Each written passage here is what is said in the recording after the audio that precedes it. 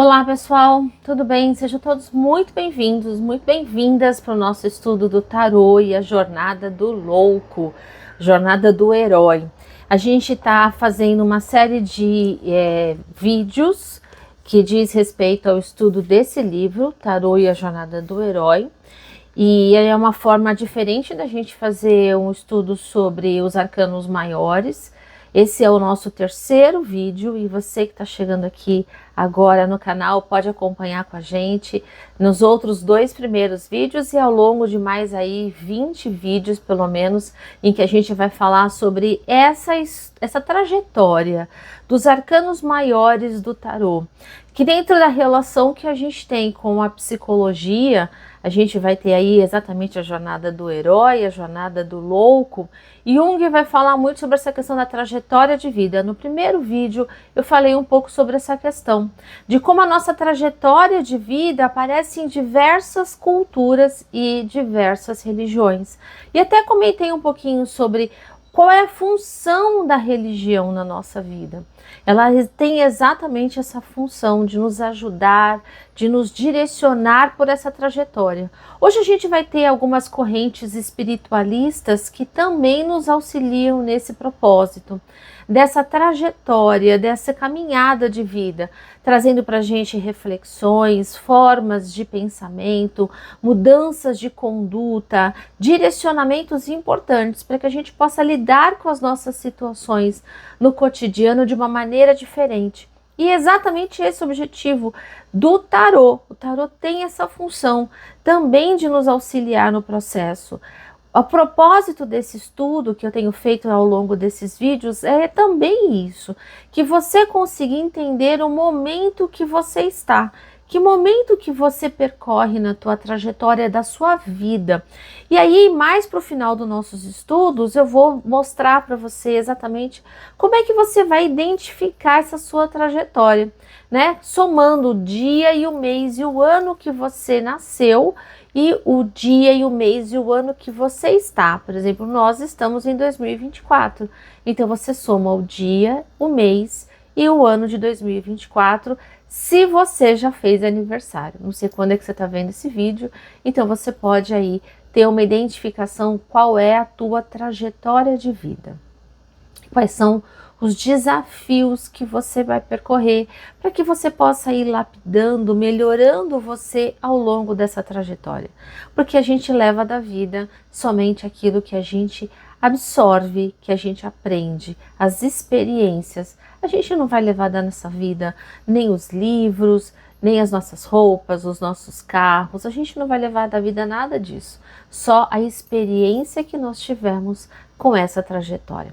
Então os estudos são com este objetivo, então aproveita aí, para você que está chegando aqui no canal, curte e se inscreve para que você possa acompanhar todos esses estudos. Eu sou a professora Edileia, trabalho há 33 anos com o tarô e a gente vai aqui hoje falar do mago. O mago, a gente falou no vídeo passado do louco, contei um pouco sobre esse protagonista da nossa história, né? Mas o mago, como a gente sempre vai ter aqui, né? Às vezes até nas cartas do tarô, por exemplo, aqui a gente tem o louco, mas às vezes a gente tem até o mago nas outras lâminas, né? Na embalagem.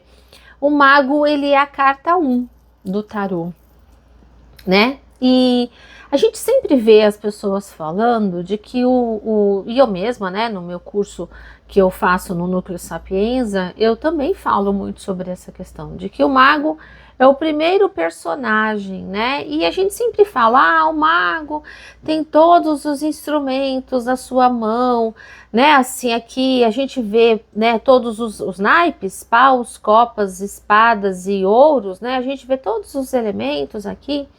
Mas aí uma pergunta que a gente deveria fazer, e eu faço isso no curso: como é que ele construiu, como é que ele conseguiu esses instrumentos? No curso de magia, magia com os oráculos, que eu também ministro, Eu falo exatamente sobre essa trajetória e a gente, na formação nossa como magos, a gente vai aprender a dominar os 4 elementos, que também são os 4 temperamentos. A gente vai falar isso num outro vídeo, não é esse o momento agora. Mas como é que o mago consegue se tornar mago? Né? Como é que ele domina esses 4 elementos? E ele vai dominar a partir da trajetória dos 4 naipes que estão os arcanos menores do tarô, né? Cada naipe tem 10 etapas e isso tem muito a ver com a formação das escolas de magia, das escolas de mistério no Antigo Egito. E aí fica o convite para você participar com a gente no nosso curso de tarô no Núcleo de Estudos Sapienza, para que você possa acompanhar com a gente. Mas na trajetória do louco, né, na trajetória desse nosso herói, como o próprio livro diz, qual é, né, esse livro aqui que a gente está estudando, qual é o objetivo? Um ponto importante que o autor fala aqui, ele vai falar muito dos pares, né? Então, no primeiro momento, ele vai falar do mago, da sacerdotisa, né? Que é o nosso estudo seguinte, ele vai falar do mago e da sacerdotisa, como os pais celestiais, e na sequência ele vai falar da imperatriz e do imperador, como os pais físicos, os pais carnais. Essa é uma perspectiva desse autor. A gente tem outras perspectivas, né, de outros autores dizendo que, na verdade, a sacerdotisa e o papa são esses pais né, religiosos, vamos assim dizer, e os pais celestiais, a gente teria o sol e a lua. Isso eu falo inclusive no meu curso de tarô, mas não é esse o objetivo aqui, né? O objetivo aqui é o estudo deste livro, principalmente se tratando de trajetória. Então, falando aqui, né, eu estou na página 51, ele vai falar dessa dualidade do princípio masculino e feminino. E é importante falar sobre essa questão, né?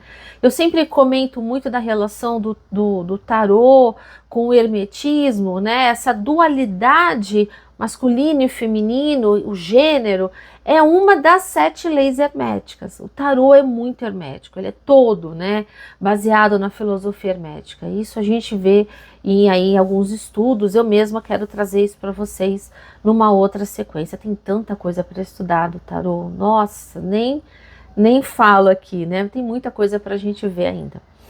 Então ele vai dizer aqui que, né, ou seja, o mago e a sacerdotisa formam esses pais celestiais e essa dualidade. É importante falar sobre essa questão, porque o mago, ele é o princípio ativo, né? Se você for ver, ele está de pé, ele faz a conexão, né, do plano superior com o plano terreno, né? Então é ele que mostra, ele que comunica, ele é o exógeno, ele é o para fora. E a sacerdotisa, toda recatada, pura, guardiã dos segredos, a gente vai ver isso no vídeo seguinte, guardiã dos segredos, dos mistérios. A sacerdotisa, ela já vem aqui com uma outra conexão, né? Inclusive sentada, ela é mais passiva. E esse é um ponto que ele vai falar aqui exatamente na página, ele vai falar dessa dualidade. O masculino, ele é ativo, ele é direito, ele é para cima, ele é o dia, ele é o sol, ele é a maré alta, ele é o consciente, ele é a mente, é a razão.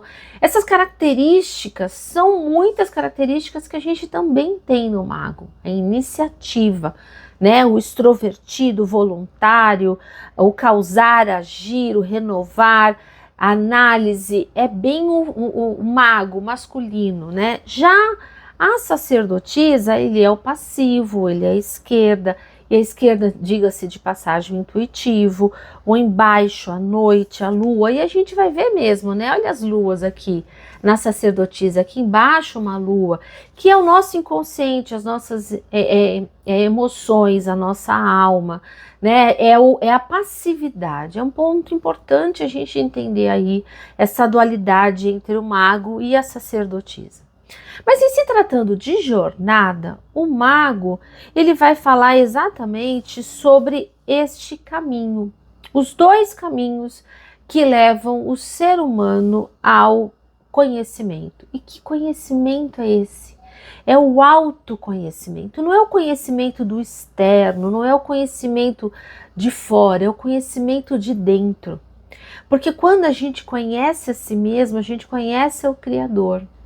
Quando a gente se conecta com a natureza e a gente se conecta com Deus que existe em todas as coisas, Deus, o cosmos, a energia, seja lá o nome que você decidir utilizar, quando você se conecta com isso, na verdade você está se conectando com você mesmo.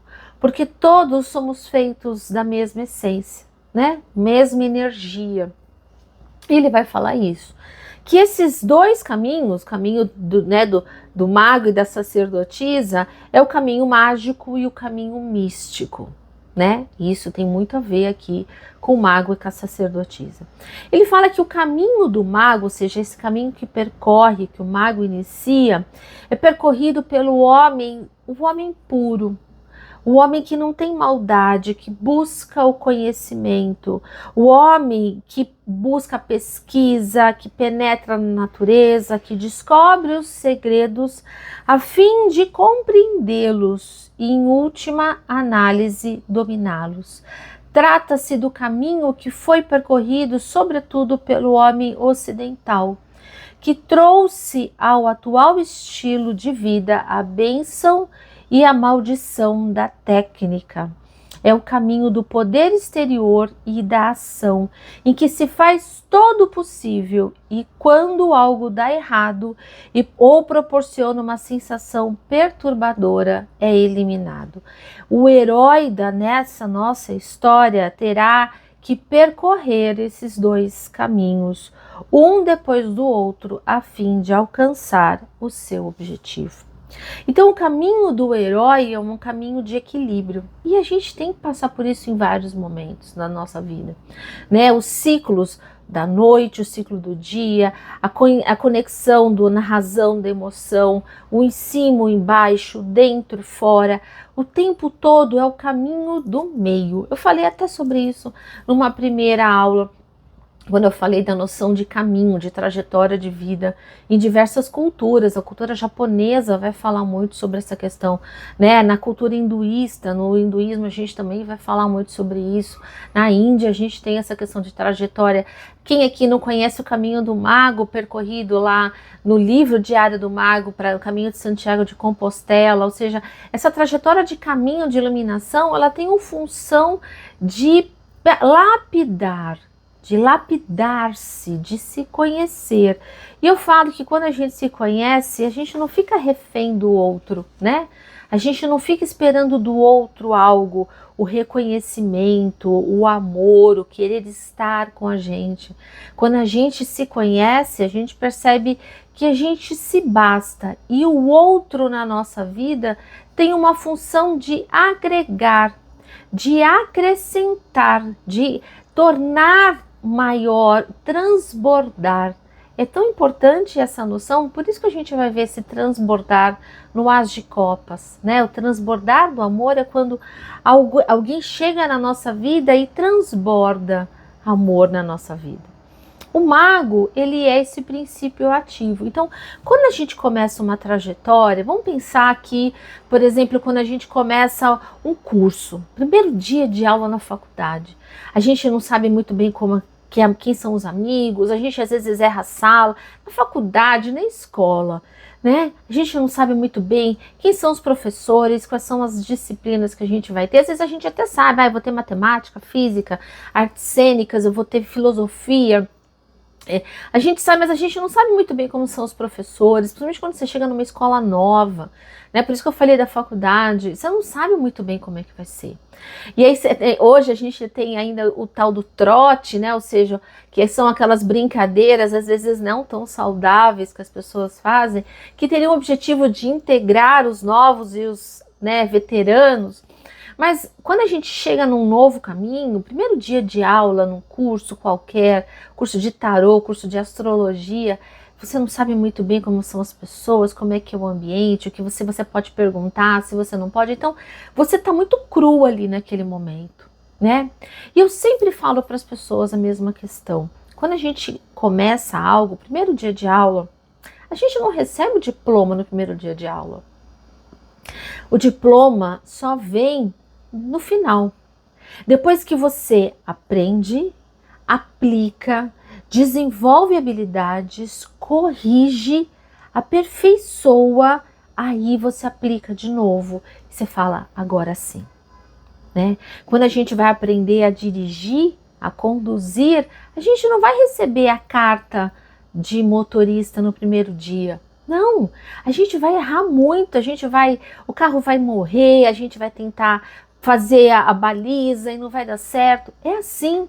O mago é este sentimento inicial.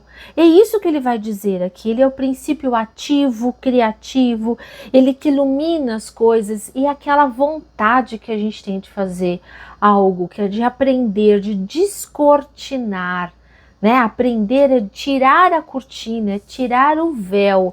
É este véu que tem aqui atrás da sacerdotisa.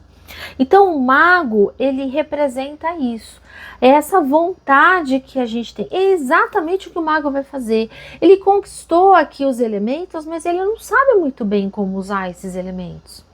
Né? Aquilo que a gente fala, a gente sabe que a gente vai aprender algo, que a gente vai se tornar médico, dentista, professor, historiador, um engenheiro. A gente sabe que onde a gente quer se formar, mas a gente não sabe como a gente vai chegar.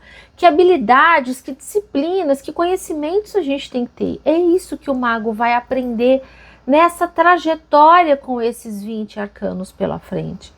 Ele vai aprender como utilizar esses elementos e ao utilizar esses elementos em conjunto, 2, 3 ou os 4, ele vai desenvolver a habilidade. Por isso que a roupa dele é branca.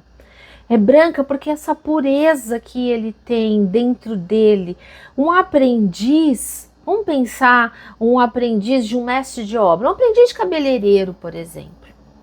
Ele chega ali meio cru, ele terminou o curso, mas ele não sabe muito bem, ele vai fazer muitos erros ainda, ele vai cortar muito cabelo errado, ele vai às vezes pintar o cabelo de alguém e vai fazer de uma forma às vezes não correta, às vezes ele pode clarear demais, escurecer demais. É isso o que o mago vai desempenhar. Então na nossa trajetória de vida, a gente tem que estar muito preparado para o novo, preparado para esse novo que vai vir.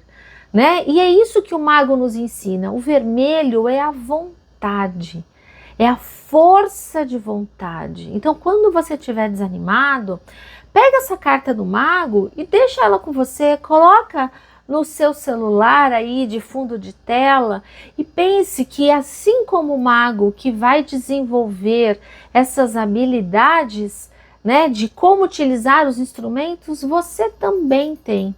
Pensa só, você está aqui assistindo esse vídeo e quanto conhecimento a gente não vai ter nas redes sociais, no próprio YouTube, quanta informação a gente não pode ter para que a gente desenvolva alguma habilidade.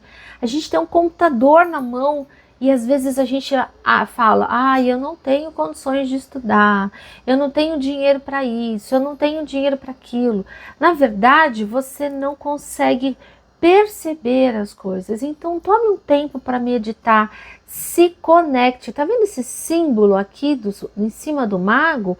É esse equilíbrio, né? O símbolo do infinito. Ele fala que a sabedoria é infinita. Então não se limite dizendo, eu não posso, eu não consigo. Não, eu quero, eu posso, eu consigo. O verbo é a palavra do mago.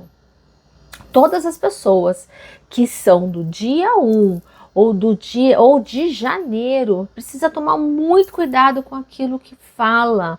A boca que fala, a palavra do mago, ela é sagrada, ela é mágica e as palavras têm muito poder. Então, fica um alerta aqui para você que está assistindo esse vídeo, aproveita e compartilha com aquele seu colega que você sabe que é do dia 1 ou do mês de janeiro e manda para ele, para que ele fique aí mais atento àquilo que ele fala. Ao invés de reclamar, agradeça. Agradeça porque você chegou aqui no canal, agradeça porque você tem um celular na sua mão, ou você está no computador e você pode aprender muita coisa. É o mago que vai aprender a utilizar esses instrumentos. Então, o arquétipo do mago é o arquétipo do criador. Ele ainda não é um mestre, tá?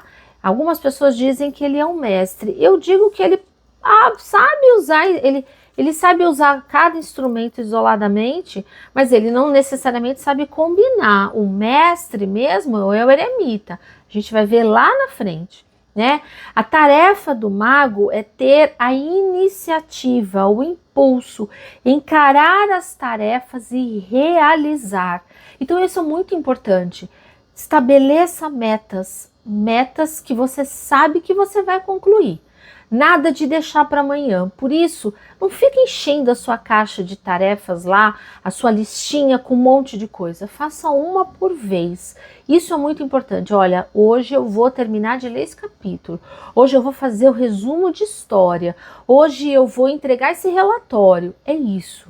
Mas faça aquilo concentrado. Hoje a gente tem falado muito das pessoas que estão muito dispersas, com TDAH, com dificuldade de concentração, é porque se colocam muitas responsabilidades.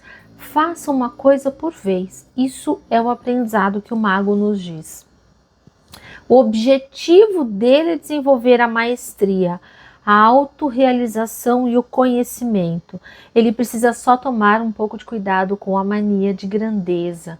O ego do mago pode colocá-lo a perder. Sabe aquela coisa da pessoa que termina às vezes o curso e acha que sabe mais do que o professor? Não sabe.